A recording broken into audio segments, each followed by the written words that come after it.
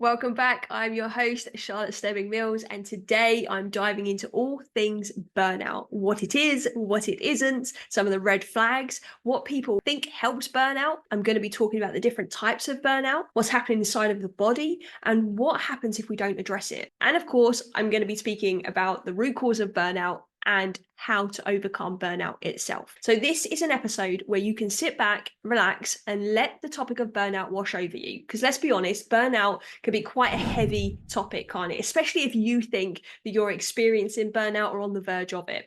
So there's going to be a lot of gems. So feel free to make notes in your journal, but just know that the information shared today can set you free and help you overcome burnout. You're in safe hands. I've been specializing in stress relief and burnout for over a decade and been in the health and wellness space for almost 20 years. So let's dive in. In 2023, a Cigna healthcare wellbeing survey revealed that 98% of people experience at least one symptom of burnout. So to visualize this, I'm going to invite you to kind of close your eyes and just imagine your friends and family, right? Just imagine the people you care about the most. And just consider that 4 out of 5 of them could be grappling with some kind of feelings of exhaustion or overwhelming stress. Just pause for a moment and breathe that in. Visualize the people you care about, the people that are in your life day to day, whether it be colleagues, family members, friends, maybe even strangers on the street, right? 4 out of 5 of them might be struggling, right? And there's a lot out there that says that burnout is a silent epidemic, right? And I'd argue massively that it's not so silent.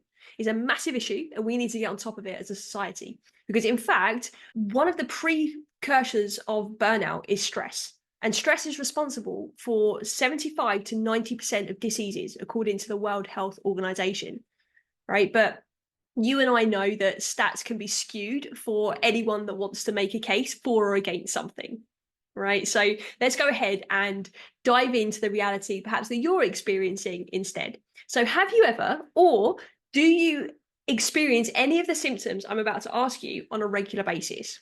So what about physically? Do you notice fatigue showing up? Maybe you're always feeling tired, even after a good night's sleep. Maybe you experience some form of insomnia or sleep disruption. So that could include things like falling asleep or staying asleep, right, when you actually do get off.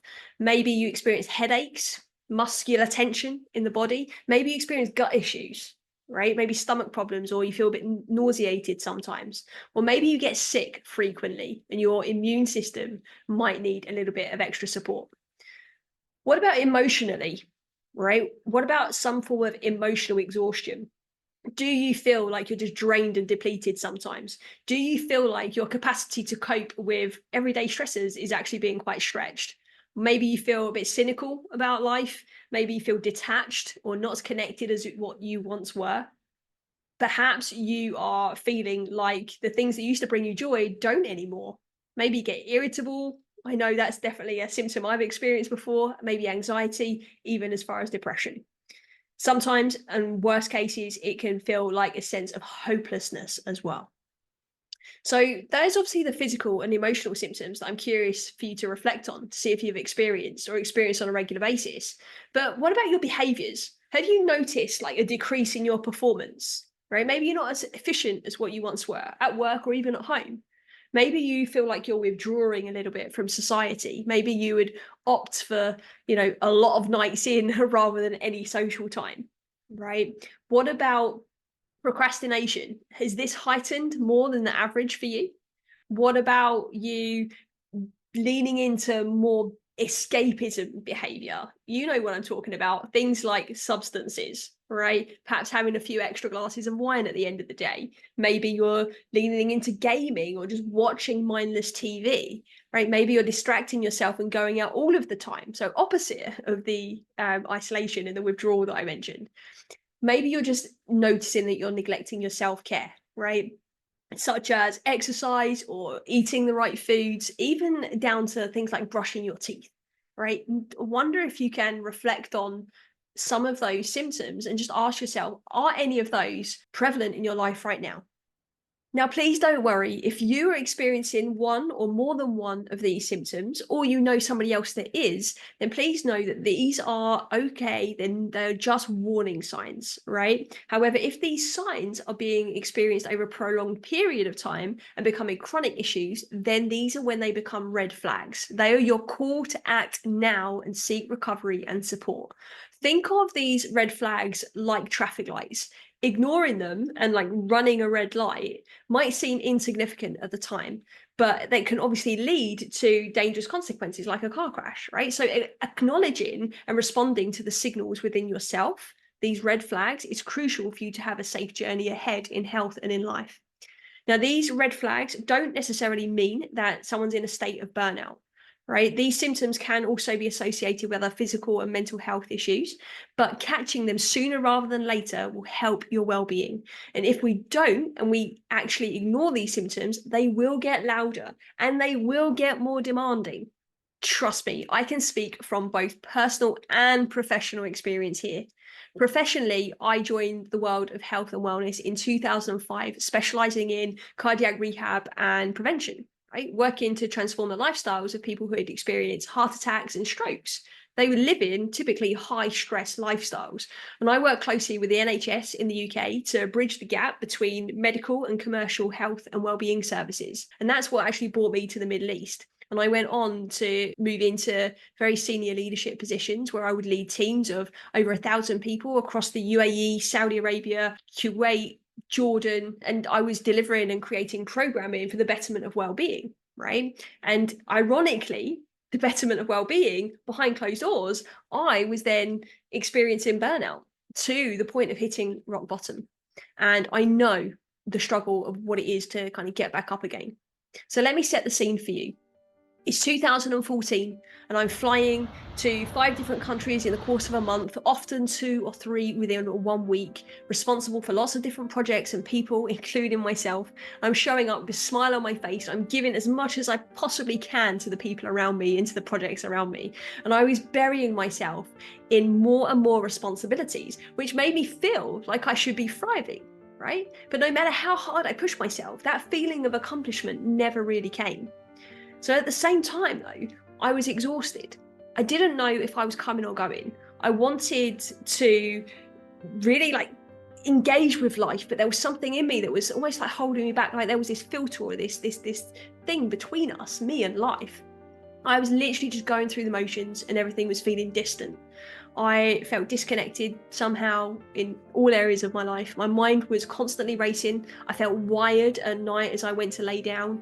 My mind was just like on all of the time. I barely had the energy to see friends or family. My days had become survive the day, try to sleep, rinse and repeat. That was basically it. I knew I was exercising less and I was eating more of what I know wasn't good for me.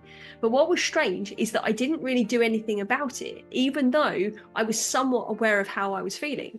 Until one night in my apartment in Abu Dhabi, that's where I was living at the time, everything just came to a head.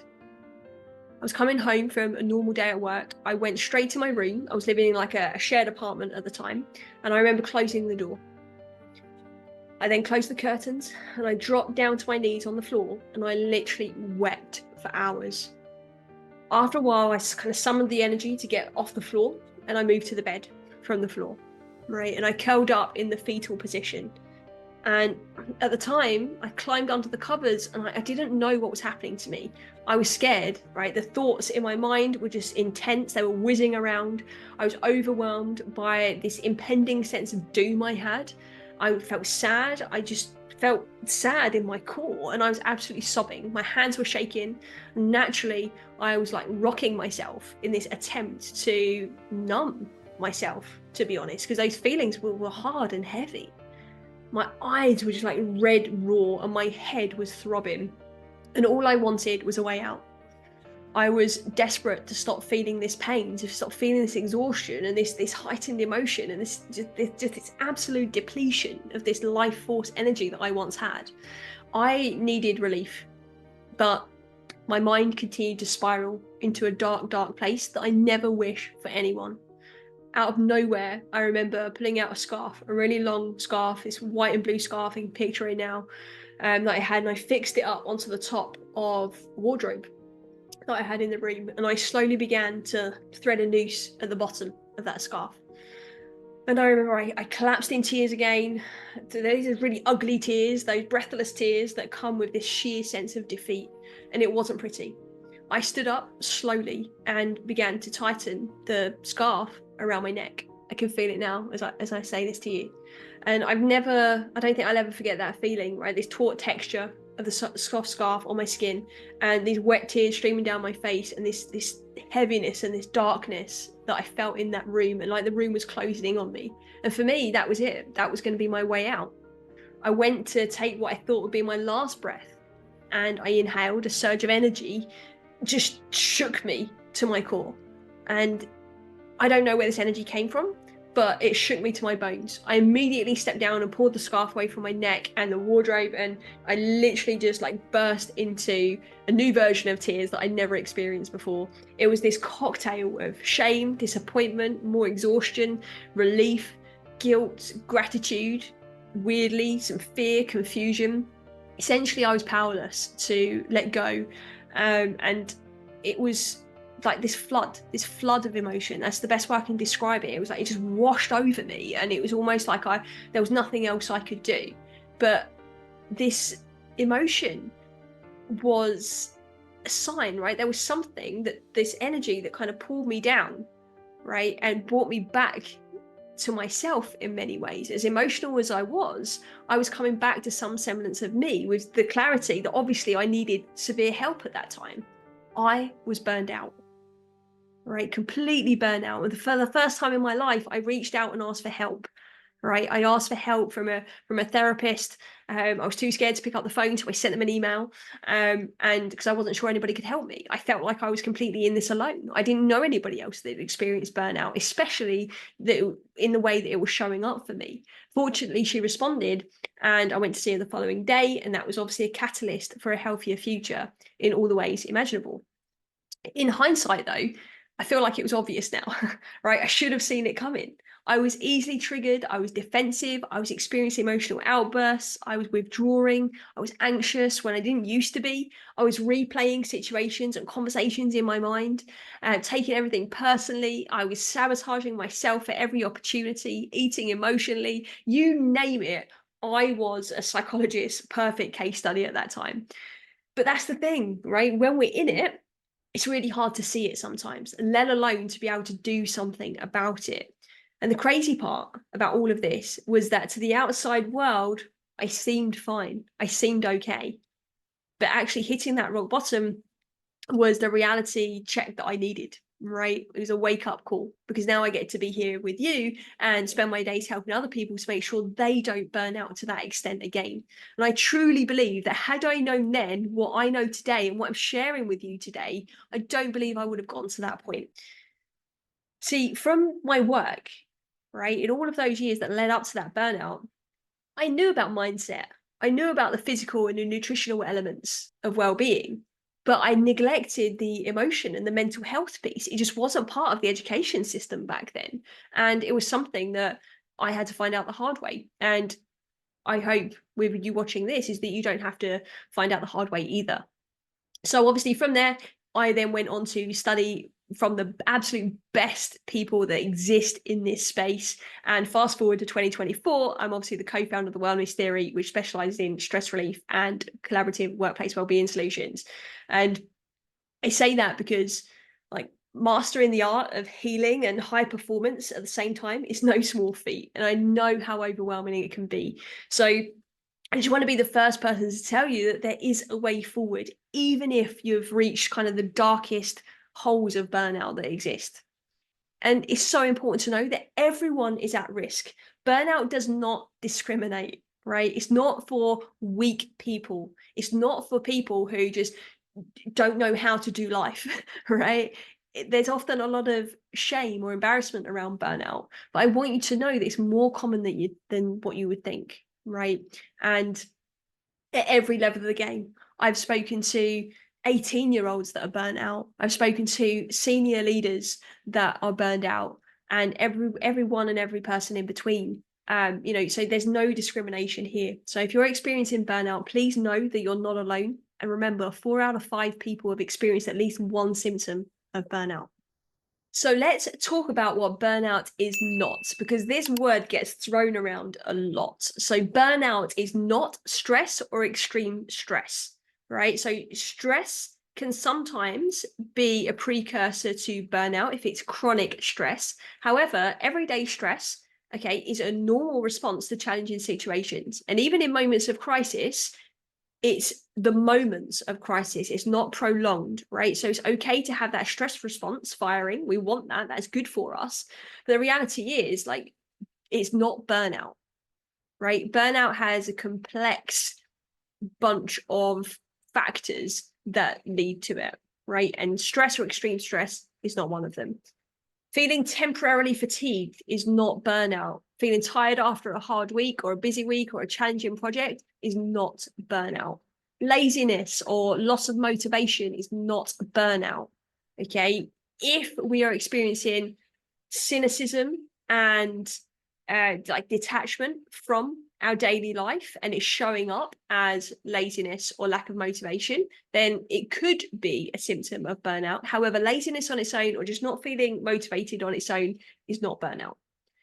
Boredom is not burnout. Okay, simply being bored is not the same as feeling detached or feeling overly cynical about one situation. Clinical depression is not burnout. Okay, clinical depression, again, there are many different contributing factors and they are not the same as burnout. If you're depressed, it doesn't mean you're burned out. And if you're burned out, it doesn't mean that you're depressed. Okay, we need to explore what else is going on underneath the surface, but one does not boil down to the other. Burnout is not a natural part of high pressure or challenging jobs. Challenging situations within a job role or a certain time of life is natural. We're going to experience natural challenges, but it does not equate to burnout. A single cause is not burnout. This is basically kind of my point here, is one thing doesn't equate to burnout. Typically, there are multiple factors going on at once. Okay, so for example, it's not always emotional, and it's not always physical. It's usually a combination of those symptoms that we mentioned earlier together.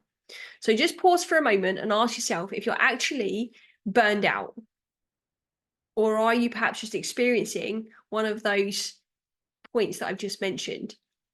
Because it could just be that it's a momentary challenge in your life or momentary tiredness in your life or momentary behaviors that you've noticed. Just take a moment and reflect on that and check with yourself. If you enjoyed this episode and you haven't done so already, hit that subscribe button so you never miss an episode. Then share it with a friend who you think might benefit. Spread the word. That's how we're going to impact the world, by helping each other. We appreciate you so much, and as always, unconditional love and wellness to you.